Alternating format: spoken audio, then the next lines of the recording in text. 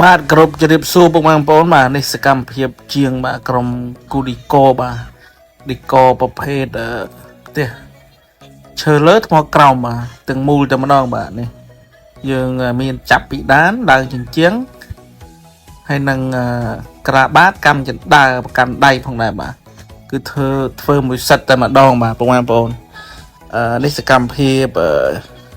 ទស្សនភាពទាំងមូលបាទនៃការឌីកូបាទប្រភេទការ៉ូឈើសាច់កញ្ចក់កម្រាស់8លីបាទនេះខាងក្រុមជាងគូឌីកូកំពុងតែរៀបចំនេះសសរកដាលមួយបាទយើងចាប់ជាក្បាច់ម៉ូដឲ្យតែម្ដងបាទ